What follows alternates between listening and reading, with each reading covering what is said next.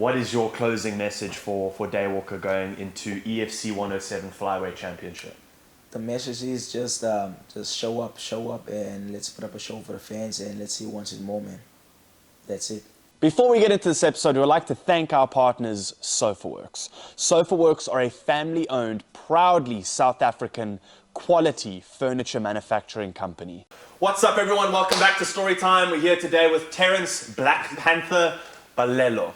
Terence, thank you so much for coming in. Appreciate having you here today, man. It's always a pleasure, my brother. So obviously today we're hyping up your fight coming for EFC 107 for the Flyweight Championship.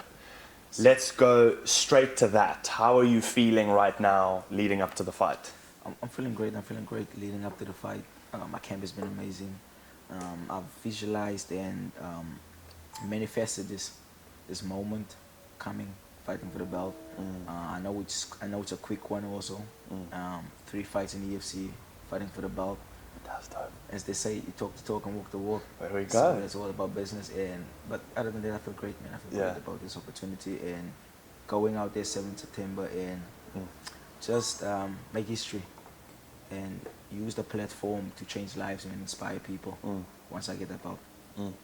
What was, we spent a lot of time yesterday and the day before watching your highlights, which are insane, by the way. We'll definitely chat on that as well. But watching your highlights, seeing you in the ring, it's like watching a completely different person as opposed to meeting you now. You are so on fire in that environment that it's difficult to argue that it's not exactly where you are meant to be. What led to you getting to this point of discovering fighting and going, that's what I'm going to do? So it started out in 2016. I remember this day so clearly because my friend Henry Jacobs, I call him the Butcher. Check him out, the Butcher, 61 kg. So there we go. We were sitting in class, grade 10. Yeah. We sat in consumer studies class, and he showed me this video of Connor, and I was like, "Who's this guy with this 3-piece suits on, glasses, and just whooping people in the cage?" And I was like, yeah, "I want to do that one day." And immediately, we started talking about it. Me and him. We sat down weekends where we would watch movies, and I was like, "Bro, let's do this MMA thing. Let's get into MMA and do something different in Swellendam." Because in Swellendam, it's always this thing: you finish school, go study, become a teacher, police officer, or work for the traffic department. I was like, let's do something different. Yeah. Let's become MMA fighters and make history. Yeah. We decided we're gonna become MMA fighters, and ever since doing that, we didn't get a lot of love. Really? Yeah, because back home, you're doing all they want to see you is doing the same thing that they do. It's almost like a ritual, like a thing where, okay, police officer, you're gonna become a teacher. Now we were like, no, we're gonna do that. We're gonna be MMA fighters, and we're gonna stick to it. So we ran every morning, 6 to 5 a.m. in the morning, every morning. People that goes to the jobs, and they were like, you guys running in the road for early? You must get ready for school. And we were like, nah, we want to be MMA fighters. We're gonna go home after this, go to school. So, but keep the same mentality and just keep the vision. So you decided for yourself, this is how I'm going to train. This is what the great people do. This is how I do my mornings. This is how it's. So it's not like someone came to you and went, "Hey, here's the blueprint." You had to design this for yourself. Yeah, because back home, when that time in Swellendam, we didn't know anyone that does MMA there. It was only us. We were watching videos. We were like basically nerds, as my coach always say, nerds, you know. Yeah, like fighting nerds, Yeah, we were like MMA freaks. We were just all the time watching videos, doing different stuff. We beat each other up in his garage. And I remember those days, go to school, blue eyes, full of marks, and everyone at school is like, why are you guys bruised up? I'm like, nah, we want to be MMA fighters. We're practicing. No ways. Grade 12 came, finished school, and I remember telling my mom, I looked in the eyes and I told her, Mom, I'm going to Cape Town and I'm gonna do this thing. I'm gonna become an MMA fighter. Yeah. And she looked at me like, this dude really gonna do this? And I was like, I'm gonna do this. And I got a job, worked at a restaurant, made some money. Sick. I still hustled at the golf course where I was a caddy. Made some money there. He made some money. We came together and took a taxi up to Cape Town. to his uncle's house. And from there on, we went to the gym. Then we started out MMA, and ever since that, everything has been crazy, man. There's a whole roller coaster. But at least I'm doing something I love, and I'm not sitting in the office, killing myself every single day. And what does your mom say now? My mom. What does she say now?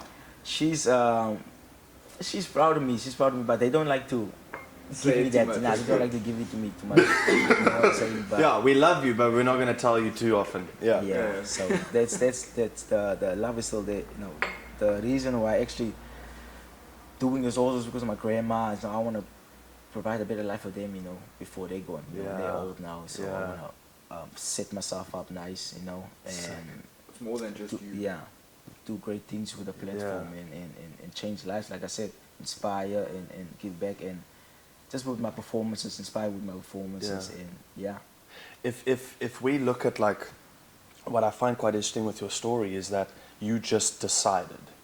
So it's not like you, you know, it came to you in any way and you were like, oh, maybe I should try that thing a little bit and see how I feel. This was, you saw something and, oh, that's what I'm going to do. And that was your decision made on the spot. How much of what it is that you do you think is nature and is nurture? So deciding to be a fighter, right? Like there's a common conversation we have that when you meet a fighter, there's something about that person that I think makes them unique and makes them good at fighting. Like, I'm not a fighter. You meet me and you know that. I don't have that, like, I don't even know what to call it, that, like, instinct that a fighter has. How much of your situation, when you discovered fighting, went, that's what I'm going to do you think you naturally already had it and all it took was just a lot of you hard working, dedicating to it to make it happen? Or is it something that you felt like you were stepping into out of the blue and going, well, let's see if maybe this works for me? Okay, so I could say it's a bit of a natural thing, because I was a naughty dude in school. I was in primary school. I used to fight a lot, and I used to watch a lot of fight films with my uncle at a young age, and I used to fight a lot in school. So that also led into it, and after seeing, like I said, seeing Connor and watching all of the fights, and just feeling passionate about it, I was like, maybe this is for me. Maybe the fighting is for me. Maybe it's just a natural thing that I have. Because back in primary school days, I was good at fighting. I was like, okay, I got good hands. I see. Okay. So that's you naturally had that. I naturally had that, and I just had to keep on improving and learn and study. Like even now, I'm studying. I'm still learning. I'm still a student of the game, and I always will be a student of the game. You know? And so that's the. And looking at what makes me the most excited about what it is that you do is watching the process from getting ready for a fight, the hype up to it, talking shit, training, being in camp, that whole almost era that we're in right now of fighting, where there's so much marketing and hype and talk. What was your first fight experience dealing with that for the first time? You're going into camp, you've got this opponent now that you've got to study and learn about and find a way to beat, knowing he's about to do the same thing to you. What was your headspace going into your first fight, dealing with all this new? So like I said, we came to Cape Town and I got to the gym and we did jiu-jitsu. The first session I did was jiu-jitsu, and it was a beginner's class, and we came with no experience. We did grappling with the guys and we were choking these guys out. Okay. The coach goes, you guys have done this before. And now we told him, we never done this before. We just trained together in his garage, and we just used to do this stuff. And so 3 weeks in, he tells me, I think you should go into boxing. And I was like, but I came for MMA. I want to be MMA fight. I want to be a superstar in MMA and do big things in MMA, become a world champion. And he said, just follow the process and trust me. And okay, I trusted him, and I did boxing for like 2 weeks, and I was like, coach, come on, man. This guy's are grappling here and doing MMA training.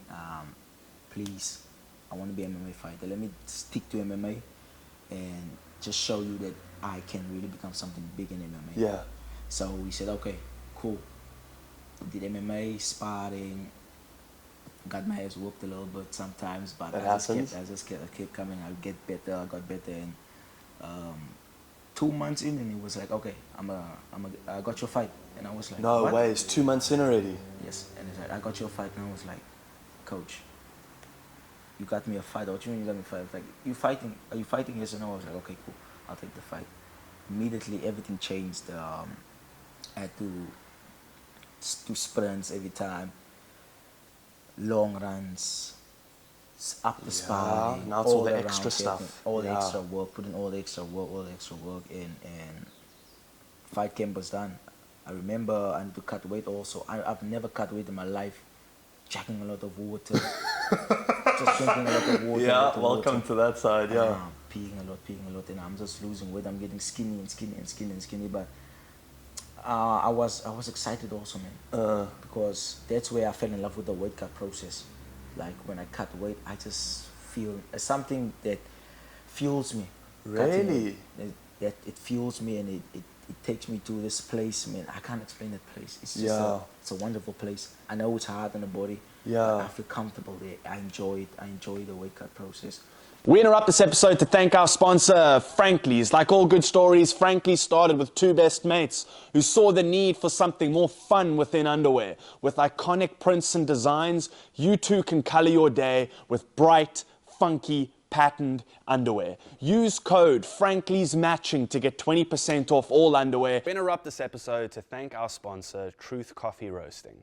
Truth Coffee Roasting have put the effort in to source beans from around the world to bring you exclusive, high, premium coffee flavors that are not just a caffeine fix.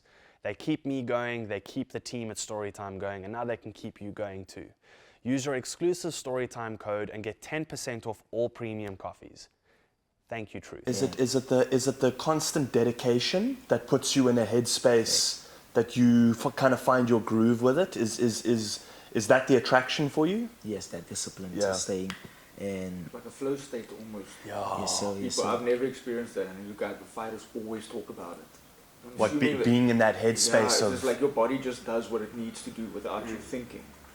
It's just you enter this flow state. That's the guys awesome, and I'm assuming there must be something like that with weight cutting and that whole process as well. You kind of your mind shuts off and your body just takes over and does what it needs to do. Yeah. So the Friday comes. We're supposed to go to weigh-ins, and I don't know what happened. And I was sitting down and I told my friend, "Yo, Butch, I don't wanna fight anymore, bro." Wait, is this before your first fight? Yes. And this thoughts come to mind? Comes to mind. You know, that negativity, that doubt. Shit, And I was yeah. like, I don't think I want to do this, bro. And he's like, bro, we came here and trained for 3 months non-stop. Let's just go. I was like, dude, come on, man.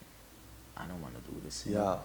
And he convinced me, and I sat back and I just thought to myself, why did I start first? Why did I start first? And I looked at my family, and okay, let's go to weigh-ins. Got to weigh-ins, weighed in, faced off with no one. My opponent. What, didn't pitch? He was there. He talked with me and he asked me, can I use the scale to check my weight? I was like, go check the weight, dude. I'm in that state of I just want to get done and just face off. And he comes to me almost trying to see if I'm nervous, but I could feel his energy. And I don't know, I have this thing where I feel people's energy. Okay. And he's trying to intimidate me or something. And I was like, nah, cool, you can go use the scale. He gets on the scale, he checks his weight. So now we almost weigh in, the official weigh-in starts, and I weigh in and they call my opponent's name and there's no one. And I asked the promoter at that time, where's my opponent? He's like, nah, the dude's gonna be tomorrow. I promise you he's gonna be here. I was like, okay, because I didn't cut a lot of weight for nothing. Yeah. And I didn't take this taxi from Bishop Lavers straight to town, you know, because For nothing, because we didn't have a lot of money left also, so that's another thing. So yeah, made weight, refueled, got back home. The coach that I had at that time, he was so good at working in the mind. So he got me into that mind space where 5 days, he will close the office, put me in the office, watch fights, watch this motivation videos, and I was like, why is this guy making me do this? And I'm watching, and every time I watch his videos, I would just get fired up, fired up. It got me into meditation, which I do now every time. Which is just to calm the mind. And at that time, I didn't know what meditation was. I was just like, okay, he told me to do this, so he's the coach. I'll just go with the flow. And we got to the fight. I remember watching a video of Conor. Remember Conor McGregor's documentary? Yes. The first one, Notorious? Yes. I would watch it, and so we got done, and we believed in. And I just remember telling the guys, let's go school this motherfucker. And I just immediately, I just felt good, man. Heading to the fight, music is playing. I just felt like Conor. In that moment, I felt like Conor for my first fight. We got there, and as I walk in, I see this dude doing jiu-jitsu rolls. Jiu-jitsu rolls with a hoodie on, sweating like mad. And I'm like, yo, this dude is crazy. He's fighting and he's rolling and crazy. I thought I was going to chill, and my coach comes to me and, hey, you fighting? I was like, what? I just got here. You fighting now? Oh, shit, you don't have any prep? Get ready, I'm doing combinations. The combinations I'm doing is easy, but I'm doing it all over the place, and people is looking at me is also fighting, and I was like, yo, what is this? Because you're flustered by everything, What is this people thinking now? This dude is choking with combinations, oh, he's gonna lose. And I could see it in their faces, they're like, oh, this nigga gonna lose. Really? Tonight. And as we walk and we're about to go down the stairs and make you walk to the cage, to the ring, I see the dude with hoodie and I ask my coach, am I fighting this guy? And he's like, yes. I was like, oh, I'm fighting this dude, jiu-jitsu rolls now. Yeah, I don't want to be fighting the sweaty guy in the hoodie. Like, clearly he knows something I don't know. Yeah. So in my head, I'm thinking, he might have experience. He's going to take me down and stuff. So when he walked out, I was like, coach. He was like, what? Can I just scream? And I just screamed. And I just felt all that nerves just went down. I just felt good out, making my walk, feeling myself, got in the cage. I remember looking at him and just did an ideas thing. Just gave him that ideas and like, love it. Stop him, man. In my head, I'm saying, stop him, man. And fight starts, and I'm feeling myself. You know, that first, you feel you're nervous a little bit. Yeah. You both tentative, and he just comes in. I go in third space, and I caught him with the left hand, and I was like, oh, I got this. I can do this. Got a little bit overzealous there, and he catch me with a 1-2 clean. But in that moment he catch me, I'm asking myself, is this really what you want to do? Because he punched me hard, though. That was going to be my next question. The first time it hits you in the pip, right? Is your brain going like, this is for real? Yeah, which is like, and that's every single one of the coaches at Renzo will say, it's one thing rolling here, and then you get on the competition mat, and that first grab, you're like, oh, this guy wants to hurt me. This is different than this guy wants to hurt me. And that's that feeling of that first hit. Yeah, so in that, I don't know, it's in that split second, I just asked myself, do you really want to do this? And I was like, yeah. Something just inside of me said, yeah. And it just this door came out of me. And I just went back and forward. I started clipping him. And he got tired. He went to take me down. Yes. Got the neck. My coach says, jump guillotine. The corner's guillotine. I'm like, no, dude. I'm getting it's not going to happen. It's not going to happen. It's not going to happen. I'm hanging on him, making tired. Disengaged. Relax, reserve your energy. He comes in wild, another third space, catch him with a 1-2. Throw like 7 jabs at a dude. Boom, pop him with a jab. Combinations going. While I'm throwing the combination, I'm looking down. This remembers my first fight. Yeah. I'm looking down, I'm throwing shots and ace, and I heard the coach say uppercut. I thought he said look up. And I caught him with the uppercut looking up, and I catch him knees. over one with a few shots, TKO first round. I went mad in the other ring. Jeez, like. First win, I just went mad. In my head, I'm Connor. Remember, in my head, Well, also, you've just did what you said you would, which is the most fulfilling feeling ever. To say, I'm going to do that, and then that happens. It's like predicting the future. It's the coolest feeling to have a goal and a purpose, and have that purpose drive you, and then achieve something in that purpose. Because it's similar, like in acting, for example. I always wanted to be an actor from like 12 years old. I knew I loved performance. I wanted to be on stage. I wanted to make people laugh. I wanted to be different people and like convince people that I could do it. And the first role you book, you're like, holy shit, I'm actually, you know, it's almost like I knew this was going to happen. All I had to do was just work really hard, and then it comes to you, you know. So you've not only done that and stepped in the ring, you've then also won it. And kind of gone, okay, well, I told you so. You know, I said I was going to do this, you know. Yeah. With getting into a fight like that, my biggest question that confuses me about fighting on the mental side, are you fighting angry or are you fighting calm, collected? Because I imagine, like, if you put someone in front of me that has never done something to me to hurt me or my family, I have to find a way to go, I need to kick the shit out of this guy, right? So I would go to a mental place of like, find a way to hate him so that I have reasoning to fight him. You understand what I'm saying? Which is like, again, I'm not a fighter, so like, that would have to be my thought process. Is that where you at? Do you step in angry being like, let's take this guy? Or is it the mental sport side of it? Of like, it's me versus you, it's a match, it's a fight, the best man comes out the other side, I'm going to give it everything I have. Facts. I'm on the opposite side of going into fighting angry, because some guys going in there fighting angry, that might make you tired, get you tired quickly. So I'm more of a guy just calm, cold, and composed.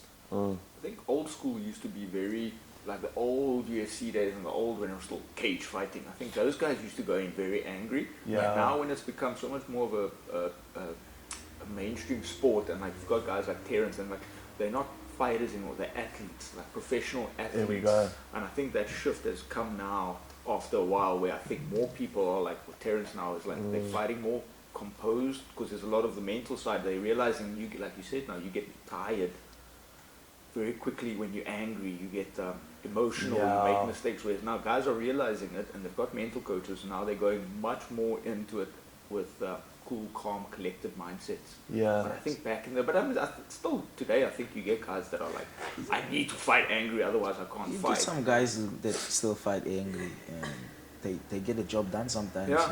you know. Can you feel the difference when facing them? Like you said, you're big on energy. Yeah. Can you feel when someone's angry, maybe trying to prove a point, overdoing it, and you go, this guy's going to flatten out? Yeah. Like, how does that energy feel for you that first time you face off? Can you tell right there? It's a thing I don't know. It's a thing I do. I get my opponents to fight like that, because that moment I face off with them, I'll greet you, I'll shake your hand, I'll show you respect. But once the camera rolls and we at weigh-ins, face to face, and my coach starts screaming off with his head, I just get fueled. Is this Hayden that shouts? Yeah, he shouts. There we go. And it's just that feeling at weigh-ins, man. And I bet you most of the fighters can tell you that also. It's that feeling at the weigh-ins where you like, this is the only day and time where you can let your emotions get a little bit of the better of you. You know, get the emotions in there and just get that scream out, do your thing, and just be in your opponent's face. Yeah. And just look them dead in the eye. Yeah. That's a key thing. So I always look in the eyes. And like Mike Tyson said, they can look in the eyes the whole time, but if you get that one flinch, that little giveaway. That little giveaway. I got you. Yeah. That's an extra boost also. So yeah, that's me. I'm pumped there for the 7th of September. Yeah. That's me. That's me. I act off people's energy, of their energies. Okay. I act off. If you give me a weird energy, I'm gonna give you a weird energy. If you give me good vibes, I'm gonna give you good vibes. So leading into the fight, the promotional side of things, are you purposely trying to get that person worked up, or maybe your game plan's to ignore them? You mentally going back and forth all the time, trying to throw them off their game plan. Facts. That's the thing, because I'm learning a lot. Like I think I'm a student of the game. I'm watching these high level guys do it. Like, obviously Connor's one of those guys. Yeah. Sean O'Malley. Got who's there's also Trace Talker. Colby's there. Yeah. You got what's this? I want to get the boxer Floyd. Yes. Floyd's also there. Legend. I feel like the guys, the trash talker guys are the guys who take more risks. Because we can talk, you can say all this stuff, but you gotta get in. That's the thing. That's the thing. The more talking you do, the more hype you create, the more expectation. Yeah. The more pressure's on your back. Yeah. You know, when Easy says pressure makes diamonds, and he means that. Yeah. So for me, it's the same thing. Pressure makes diamonds. Yeah. You know, I can say whatever I'm gonna say, but at the end of the day, I know for a fact that when I'm backstage getting ready for that fight, I'm gonna have to step in there and Back it up. and Make it happen. Make it happen. Which you've now done 11 times, 11-0. As an amateur MMA, I was 7-0. Only 3 losses I got was kickboxing. Okay. That's why I don't like kickboxing. I love it. It's like, no, I'm done with it. That's why I don't like kickboxing. So, MMA amateur, 7-0. Muay Thai. I had a pro and Muay Thai fight before I turned professional. I won that fight, and 4-0 now as a pro athlete MMA. Three at EFC. 3 at So, EFC. so if it's 4 pro and 7 amateur, So you could say do you combine or do you keep them? you can combine for like a situation like this, but Yeah. like when he gets introduced on fight night at EFC, he'll get introduced as this mixed martial arts fighting out of whatever holds a professional record of 4-0. 4-0. That's Okay. it, yeah. Yeah. So, Okay. but like when I do stats or like chatting about it now, you can say there's 11-0. 11-0. He's never lost. Yeah. But when That's he gets insane. introduced in as professional, your professional record gets read on like with your introduction. Well, my limited understanding brain is going 11 people climbed in a ring with you 11 and you people kick lost. the shit out of 11 different people. You know how cool that is? Like, the last fight I got into, I dislocated my shoulder and it was my fault, not his. Like, it was so bad. Out of the 4 professional fights, you finished 3 of them. The first one was a decision, eh? Decision. I fought Vuyo Jula. And he's also But signed with us now. it's been 2 knockouts and 1 submission, right? Yes. Yeah. Yeah, first one was a decision to know, hey, he does his homework. I did my homework for this one. Hey, did my homework. But yeah, so like essentially a 75% finish rate. Yep. He finished like- 3 out of 4 fights. That's pretty. Like I made stats for him and his opponent. Yeah. And one of the key takeaways I put on the stat was like these both young, both undefeated, and they both look to finish. There's no there was the one liner you sent me that was so perfect. Someone's O has to go, and I was like, oh, that gets me so pumped. Gotta go. So pumped. Which we're definitely going to talk about your opponent because this is the perfect chance to talk some shit. Not me, not me. Just saying, not me. I don't want to be there on the 7th of September and clock eyes with him, and he's like, "That's the guy from the pod." So you guys can talk. I'll just facilitate. You know. No problem. But obviously you here. What do you make? Obviously. What do you make of your opponent? I mean, he's also coming up, Gift Walker. He's also much like you. I think you guys are like very much. Not complete opposites, but you're very much the same. Like he's a year older.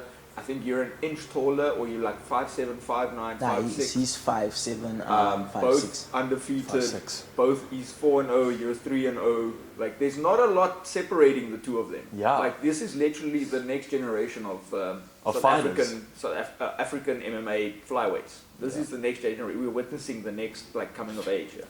You know, like I said, every time I met Gift, like it's always been chilled, man. you can even ask my coach. We every time I fought and I got him, even in the first fight, I had my first fight I had at EFC was September, Yeah. and that's when he fought He fought the Frenchman. the French dude. Yes. Ulim. Even there, getting him there, he showed me love, and ever since that, showed me love. Face to face, no weird energies. So he's a chill guy. He's a very chill guy. I'm not gonna sit there and talk shit about the dude. He shows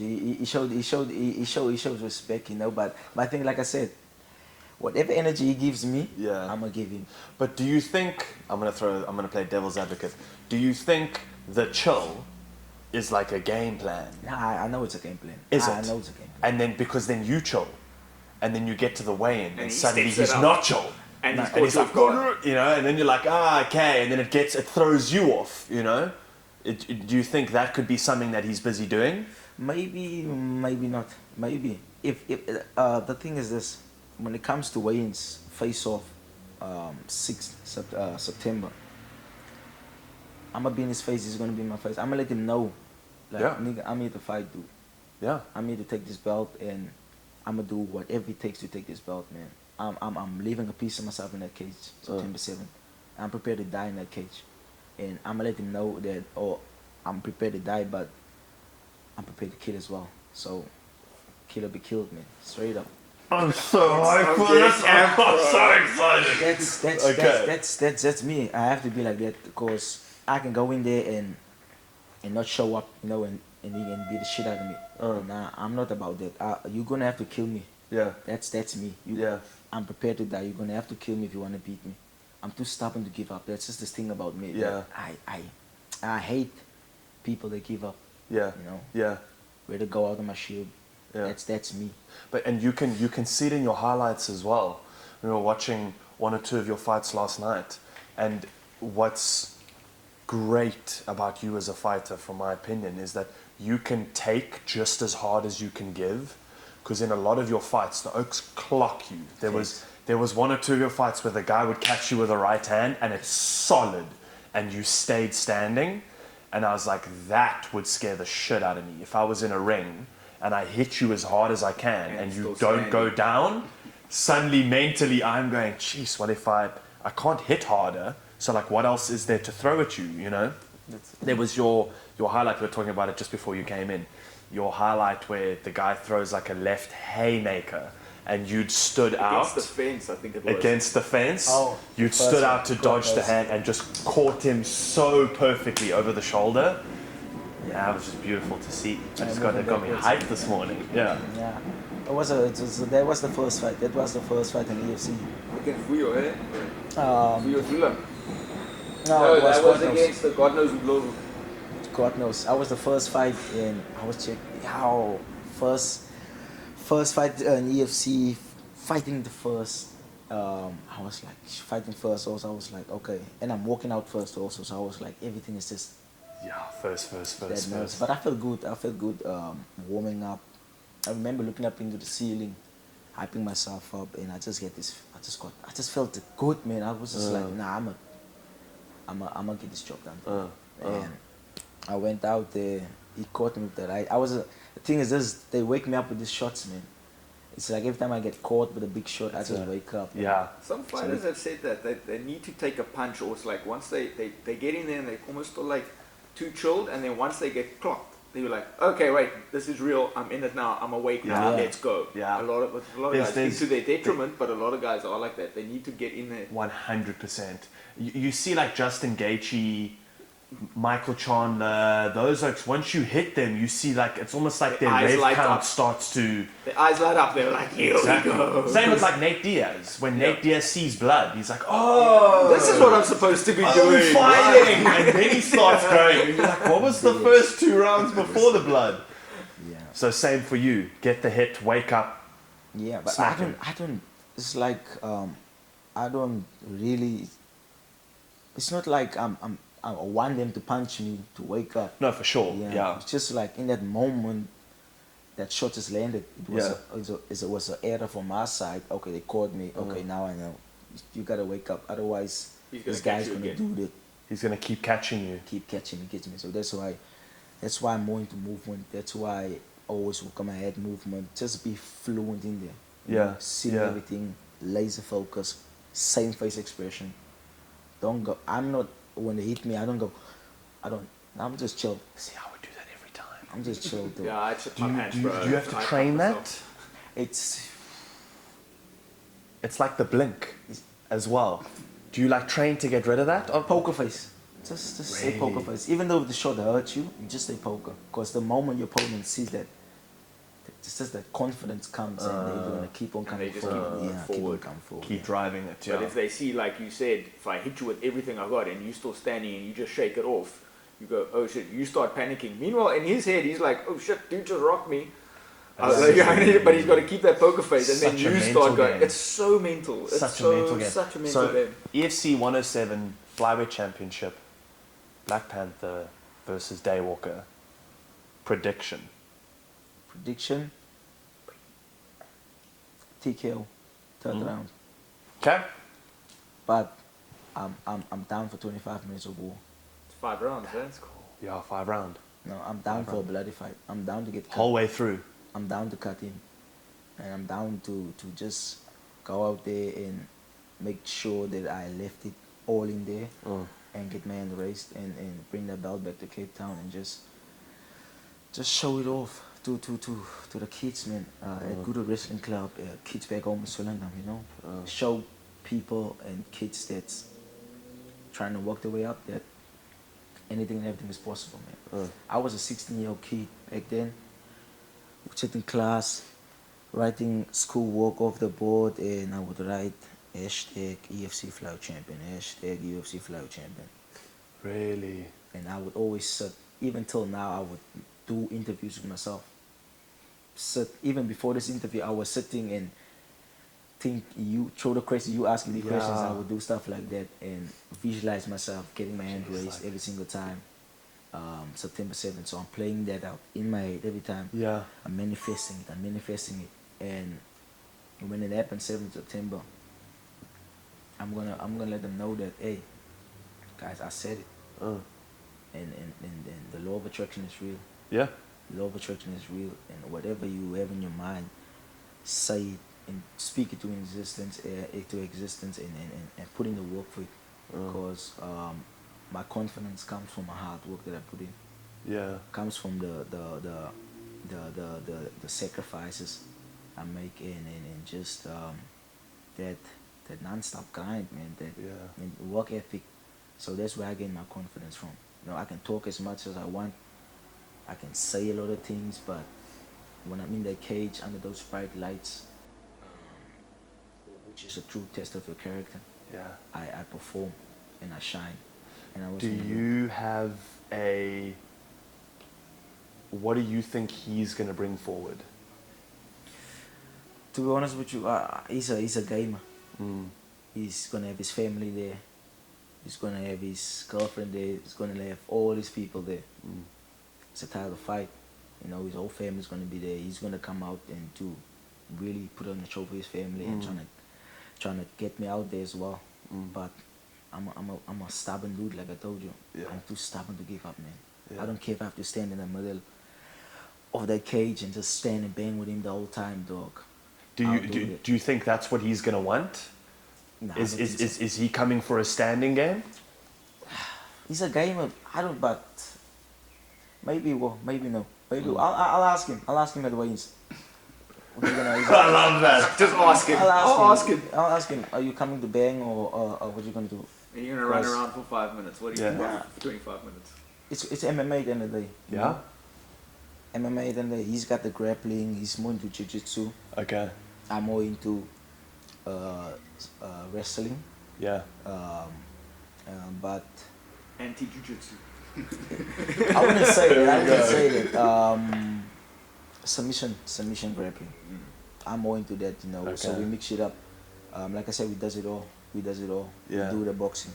We do the Muay Thai. We do the MMA itself. We does it all. When they ask me which gym are you from, and I tell them CPT, wrestling for MMA. Oh, just a wrestling gym. Nah, we does it all. It's just the name. Is that like a thing? People sometimes... Is wrestling overlooked as a craft or like a skill to have within MMA? No, I think it's very much acknowledged as like the a very core skill. It's hard. Wrestling is so hard, and it's hard on the body, and a lot of oaks just stop training it because of the physicality. Wrestlers are different. You look at like a lot of documentaries and stuff. They talk about it. Wrestlers are different breed. His coach Hayden here next to me was wearing a shirt yesterday. He said, "If you don't play wrestling, you don't play." There's a 2-time national champ over there. 2-time national champ. Yeah, when you sitting down. Soon. Yeah, champion. Love it. But a cool stat is like you were saying now with the styles, and he's a much more jiu-jitsu guy. You're a very more like a grappling, submission, wrestling base. It's like your head coach here, Hayden.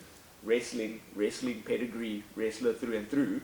Gives coach JP Kruger jiu-jitsu through and through, black belt jiu-jitsu. So you literally jiu-jitsu coach, wrestling coach. It's gonna you styles mixed fights. It's gonna be so good.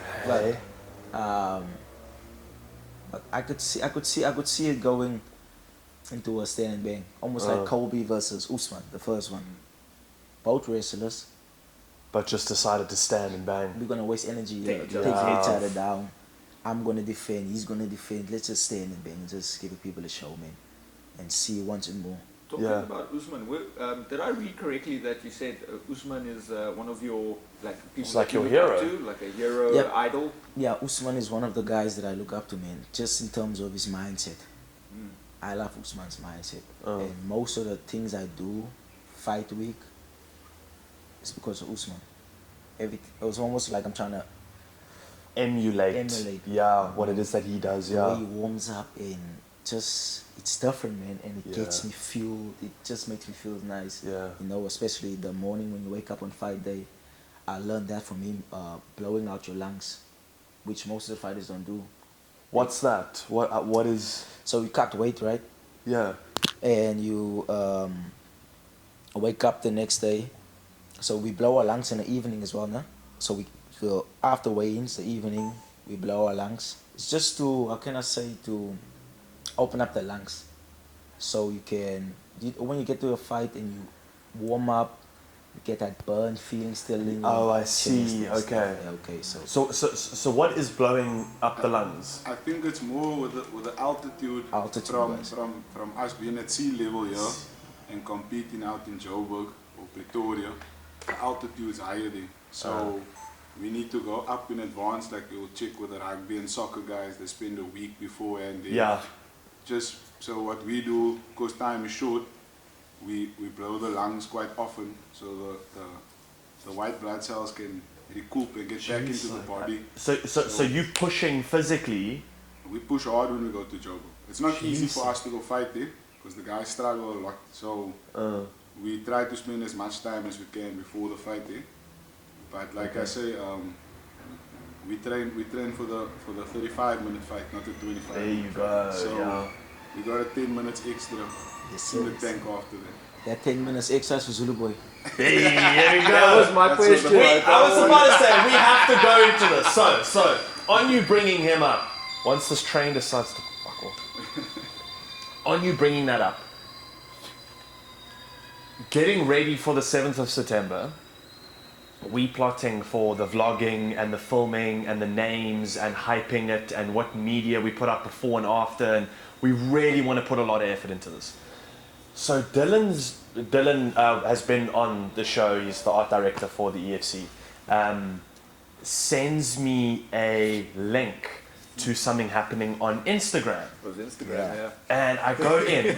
And the whole feed is just names and nicknames and titles and dates. And I'm reading this and I'm going, wait, who's fighting who?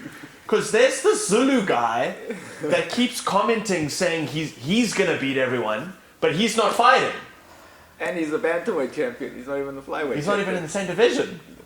He's a flyweight. He was the flyweight champion. He used to be the flyweight champion. He's moved to bantam. Can't make weight. He can't make weight no more. No, But he wants to fight the winner next. Zulu Boy, can I say, it all started here. I finished my last fight, right? Simon comes in and asked me about Zulu Boy. And I was like, where's this coming from? You're like, who's that guy? No, I know Zulu Boy, and I always visualized myself fighting him.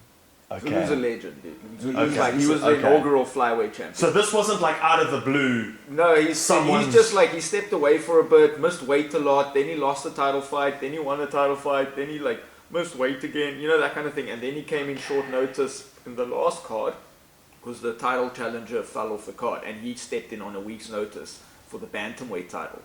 And got it. He won, yes. With a week's notice. Yeah, so he's bantamweight champion again, and he's moved to Dricus du Plessis' gym. So he's with Team CIT now. CIT. So now he's back in the picture, and then straight after his fight, he said, I want to fight flyweight. And Graham, our matchmaker, was like, we'll see about it, but you're the bantamweight champion now, be bantamweight champion. He struggled to make weight in the past. So it sounds like... And now and obviously then the very next fight we announced Terence versus Gift for the new flyweight title. So he's now inserted himself into the conversation. Okay. But like you said, it also came a while back.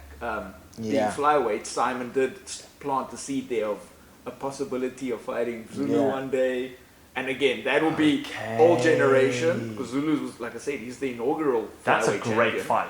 And then you've got the new age and him and Gift Walker and Tumelo Manyamala and all those guys, the new age coming up. So Zulu's keeping himself relevant, and he wants. He's not letting the youngsters. I was wondering why he's plugging himself in.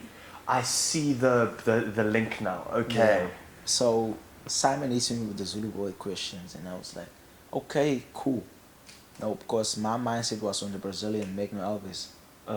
So I wanted to fight Magno because me and him were going back at it on Instagram as well. So I told him, let me get my work done in May, then I'll fight you next in August. Yeah. Magno Alves, and they hit me up with the Zulu Boy question. I was like, okay. I looked up to the dude like coming up in the game because he's been in EFC for a very long time, and I respect the work he's done. But I'll fight the dude, you know. Yeah. He's a Hall of Famer, but at the end of the day, you gotta get in the octagon with me. Yeah. So I told him that, and all of a sudden Zulu Boy has been talking shit. Like I called him out on. I was like, bruh, chill for a little bit. They came to me with your name, and I just said, okay, I'll fight you when the time is right. Yeah. I'll fight you when the time is right. And the reason I said, when I replied on Instagram, and I said when he saw me face to face, because he didn't say shit. It's true, because I went to the bathroom after the post presser. Yeah. And I saw him walk. It's just me and him. I'm walking to the bathroom. Zulu Boy comes out of the bathroom. We make eye contact, and he goes, hey, Wayne, and I was like, what's up? And we looked at each other. First bump, respect. Walks off. I turned back, and he kept walking, and I was just like, damn, I just sized up Zulu Boy. Yeah. And when I compete, you know, after I went to compete, I was like, damn, I just sized up Zulu Boy. And I went back, and we got done. Now all of a sudden, Zulu Boy is talking shit, calling me a bum, and I'm a coward. I called him out. I'm fighting Gift and all that stuff. I was like, dude, face to face, you didn't say shit. That's the fact. You had the chance. You had the chance to do something about it and say something about it. You didn't say shit. So I was like, nah, Zulu Boy's just trying to be a Instagram fighter right now. So yeah. But he'll get his work.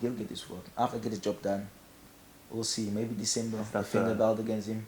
Let's see how I feel. Yeah. Yeah. I find this fascinating. It's a big drama show, man. Yeah, but it's also like big drama show. I there's no part of me at all that ever wants to call any of you a coward. Ever. Like, I can't ever picture myself going online and being like, hey, that guy, fuck that guy. Not a chance. The balls it takes. Never, dude. I'm just like, now I can't go to Joburg because the person lives there and I'm scared I walk into them. Like, you guys are so on the chin all the time. Like, saying that you're a coward because you're not fighting him specifically right now. I get it, it's talk, it's hype, it's very, very well played. But you're still fighting someone, and the person you're fighting is phenomenal as well. Yes. You know, so it's like, this is the job at hand, this is what you got to do, and that time and that chance will come, and we'll deal with that when it comes. But I just find it interesting that at any given point, someone can say something and that sparks a whole new thing. All it takes is one person to be like, hey, you actually not all that. And another guy's like, but I am. And there it goes. Yeah. And there runs the whole Instagram competition. Who's been your, looking at competition like that, looking at rivalry, what's been your favorite rivalry to watch? I know you're an Usman fan. Maybe him against, was it Edwards? Colby. We lost to Edwards, but yeah, he had a big rivalry. But that rivalry Colby. was huge. Colby was huge. That one was Colby was big as well. With Colby was bigger. What's been your favorite like rivalry, that like the first one that comes to mind? Because Conor maybe as well. The Conor Khabib, that was massive as well. It was dark. That got dark. Yeah, that was dark, like they said in the documentary. Yeah, and it's times like that of. Another question a lot of people ask is the confusion in MMA, I think, that people have towards the sport is the fact that two people can spend 25 minutes kicking the shit out of each other and then shake hands and hug afterwards. But if you haven't spoken to a fighter or ever tried to understand the mentality of one, it does make sense why that happens, because you both train as hard as you can, prepare the best you can, step in the ring, and the best man walks out. And there's such a level of respect for each other in that space. But then you get these rivalries like Conor Khabib, where like, I don't think there was any level of respect or love. It was just, I hate you, you hate me, let's go. Sometimes that happens, right? It gets to that point. And you guys are more than willing to let that happen, I would imagine. It depends. Like I said, it always depends. Match that energy. Yeah, match the energy. If you gonna, it's like they say, oh, it's not a feelings business, it's a fighting business. Okay. So if someone talks shit about you or shit about someone's family, some people can take it to the heart and be like, this mother, I'm gonna do this and I'm gonna do it. But the biggest rivalry for me that I've watched so far, the nicest one for me is it's gotta be Usman Colby. It's just it's a lot of history there, and they're supposed to fight each other. Usman claims Colby didn't want to fight him. Colby claims Usman didn't want to fight him. Yeah. It's all back and forth thing. Colby getting personal, talking about his mom, parents. It's crazy. That's when it starts getting a bit dark. Maybe when you bring family into it. As soon as you bring like, sorry, I got cough cramp. As soon as you bring like family or the wife or the kids or something, I'm like, no, it's getting a little bit dark, right? Yeah. Like, I watched a podcast the other day, Fight Companion. They were talking about having family and having kids at the fight as well. Do your family attend? Is it something that you'd like to happen, or is it something that you'd prefer not to? For me, they don't attend my fights because it's mostly Joburg, in Suriname, and but I would love for them to be there one day. Okay. You know, one day, once I get big and make it to the UFC and get them, fly them out. You know, speak with Dana. Hopefully, he'll fly them out for me. Yeah. But yeah, I would love my family to be there. But as long as I have my team there. Okay. And knowing that this niggas around me supports me and is there with me in the fight. Yeah. Mentally, spiritually. And the same thing with my family as well. Back home watching the fight, and whoever supports me is there watching. As long as I have that, I'm cool, man. I'm down to go out there and put up a show. Yeah. You know, not just for me, but put up a show for the fans. Because without the fans, the show can't go on. The show can't go on. So we gotta go out there and give the fans what they want. Yeah. Especially with this one coming up now, 107. I'm so pumped. They better tune in. I'm so pumped. I've been, again, your highlights, that ground and pound, the quick right hand, that guillotine submission, that's just been fascinating to watch you fight. I'm so pumped for September 7th. Watching you fight will be my first ever live fight that we watch. So thank you for that. I'm so excited. Thank you, Dylan. Dude, you have no idea. the last 2 months, I've just been like 7 September, 7 September, 7 September, 7 Yeah, you've been September. messaging each other every week. I message him all the time, being like, dude, I'm so excited. What I really want to do to close off, I want to do a look into camera, and we're going to do what is your closing message for Daywalker leading into this fight, and afterwards we'll do one for Zulu as well, because I think if not, why not? you'll take the win, and you can then have some shit to talk with him as well. So let's go for it. So what is your closing message for Daywalker going into EFC 107 Flyweight Championship? The message is just show up, and let's put up a show for the fans, and let's see who wants it more, man. That's it. Yeah, man, that's not and Zulu, we've been seeing a lot of back and forth going online, going on Instagram. He's called you out. There's the sizing up that's happening now already. It's preempting a very, very big fight coming potentially within the next couple months once you take this W. What is your closing message for Zulu? Zulu, hey. Okay, let's see this go down. I want to see this happen. That's it. That's all I gotta say to him. I'm not gonna call him a bum. I already say it face to face. There you go. Let's go. I respect that. Let's do it. Awesome. Terence, thank you so much for coming in. Thank you for being here. Everyone, please don't miss out on the 7th of September, the Flyweight Championship. Someone's O has to go.